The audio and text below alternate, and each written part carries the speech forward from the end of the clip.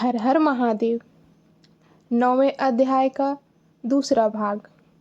उमा सहित भगवान शिव का प्राकट्य, उनके द्वारा अपने स्वरूप का विवेचन और ब्रह्मा आदि तीनों देवताओं की एकता का प्रतिपादन। मेरे अंश से प्रकट हुए रुद्र की सामर्थ्य मुझसे कम नहीं होगी। जो मैं हूँ वही ये रुद्र है। पूजा के विधि विधान की दृष्टि से भी मुझ में और उनमें कोई अंतर नहीं है। जैसे जल आदि के साथ ज्योतिर्मय बिंब का संपर्क होने पर भी बिंब में स्पर्श दोष नहीं लगता, उसी प्रकार मुझ निर्गुण परमात्मा को भी किसी के संयोग से बंधन नहीं प्राप्त होता।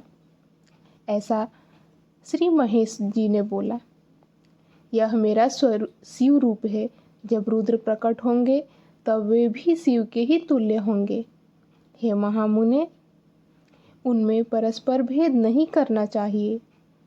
वास्तव में एक ही रूप सब जगत में दो रूपों में विभक्त हो गया है, इसलिए शिव और रुद्र में कभी भी भेद नहीं मानना चाहिए।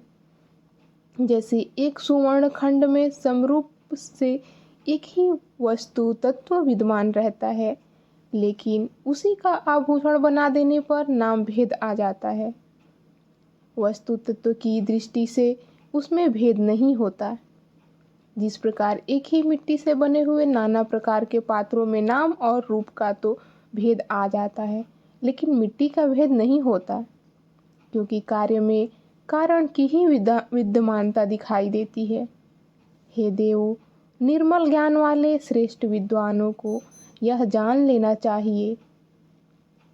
हे देवो, निर्मल ज्ञान वाले श्रेष्ठ विद्वानों को यह जान लेना चाहिए। ऐसा समझकर आप लोग भी शिव और रुद्र में भेद बुद्धि वाली दृष्टि से न देखें। वास्तव में सारा दृश्य ही मेरा शिव रूप है, ऐसा मेरा मत है। मैं, आप ब्रह्मा और ये जो रुद्र प्रकट होंगे वे सब के सब एक रूप हैं। इनमें भेद नहीं है। भेद मानने पर अवश्य ही बंधन होगा। तथापि मेरे शिव रूप को ही सर्वदा सनातन मूल कारण, सत्य ज्ञानमय और अनंत कहा गया है। ऐसा जानकर आप लोगों को सदा मन में मेरे यथार्थ रूप का ध्यान करना चाहिए। हे ब्राह्मण, सुनिए, मैं आपको एक गोपनीय बात बता रहा हूँ। आप दोनों प्रकृति से उत्पन्न हुए हैं, लेकिन ये रुद्र प्रकृति से उत्पन्न नहीं हैं।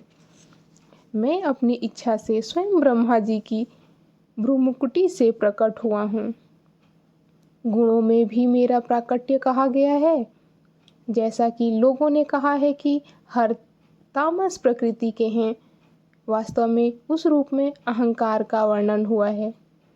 उस अहंकार को केवल तामस ही नहीं, वैकारिक सात्विक भी समझना चाहिए।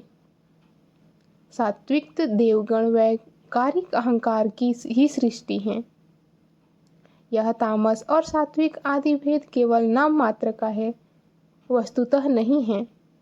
वास्तव में हर को तामस नहीं कहा जा सकता।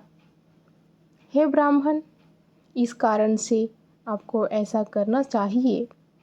हे ब्राह्मण, आप इस सृष्टि के निर्माता बने और श्रीहरि इसका पालन करने वाले हों। मेरे अंश से प्रकट होने वाले जो रुद्र हैं, वे इसका प्रलय करने वाले होंगे। ये जो उमा नाम से विख्यात परमेश्वरी प्रकृति देवी हैं, इन्हीं की शक्तिभूता वाग्देवी ब्रह्मा जी का सेवन करेंगी। पुनः इन प्रकृति देवी से वहाँ जो दूसरी शक्ति प्रकट होगी, वे लक्ष्मी रूप से भगवान विष्णु का आश्रय लेंगी। तदंतर पुनः काली नाम से जो तीसरी शक्ति प्रकट होगी, वे निश्चय ही मेरे अंशभूत रुद्रदेव को प्राप्त होगी। वे कार्य की सिद्धि के लिए वहाँ ज्योति रूप से प्रकट होंगी।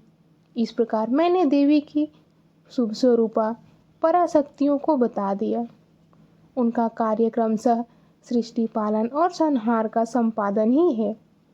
हे सूरश्रेष्ठ, ये सब की सब मेरी प्रिय प्रकृति देवी की अंशभूता हैं।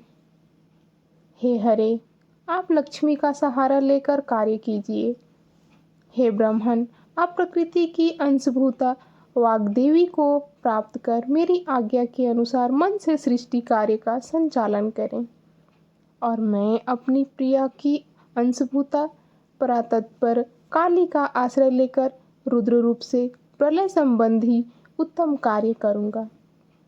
आप सब लोग अवश्य ही संपूर्ण आश्रमों और उनसे भिन्न अन्य विविध कार्यों द्वारा चारों वर्णों से भरे हुए लोक की सृष्टि एवं रक्षा आदि करके सुख पाएंगे।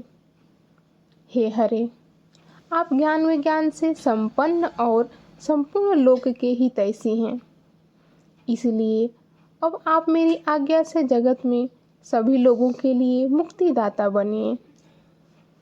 मेरा दर्शन होने पर जो फल प्राप्त होता है वही फल आपका दर्शन होने पर भी प्राप्त होगा। मैंने आज आपको यह वर दे दिया, यह सत्य है, सत्य है, इसमें कोई संशय नहीं है। मेरे हृदय में विष्णु है और विष्णु के हृदय में मैं हूँ। जो इन दोनों में अंतर नहीं समझता वही मेरा मन है, अर्थात वही मुझे प्रिय है।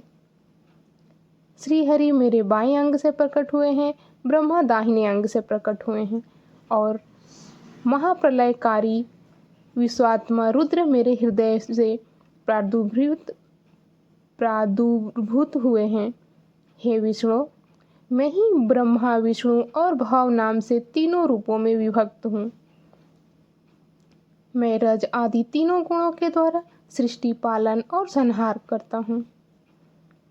शिव गुणों से भिन्न हैं और साक्षात प्रकृति और पुरुष से भी परे हैं। वे अद्वितीय नित्य अनंत पूर्ण एवं निरंजन पर ब्रह्मा हैं। तीनों लोकों का पालन करने वाले श्री हरि भीतर तमोगुण और बाहर सत्वगुण धारण करते हैं। त्रिलोकी का संहार करने वाले रुद्रदेव भीतर सत्वगुण और बाहर तमोगुण धारण करते हैं और त्रिभुवन की सृष्टि करने वाले ब्रह्मा जी बाहर और भीतर से भी रजोगुणी ही हैं। इस प्रकार ब्रह्मा विष्णु और रुद्र इन तीनों देवताओं में गुण है, परंतु शिव गुणातीत माने गए हैं। हे विष्णु, आप मेरी आज्ञा से इन सृष्टिकर्ता पितामह का प्रसन्नता पूर्वक पालन कीजिए। ऐसा करने से आप तीनों लोकों में पूजनीय होंगे। हे रुद्र, आपके और ब्रह्मा के सेव्य होंगे। ये रुद्र आपके और ब्रह्मा के सेव्य होंगे, क्योंकि त्रैलोक्य के लयकर्ता ये रुद्र शिव के पूर्णावतार हैं। पामकल्प में पितामह आपके पुत्र होंगे। उस समय आप मुझे देखेंगे और वे ब्रह्मा भी मुझे देखेंगे। ऐसा कहकर महेश हर सर्वेश्वर प्रभु अतुलनीय कृपा कर पुनः प्रेम पूर्वक विष्णु से कहने लगे। अगले भाग में देखेंगे। हर हर महादेव।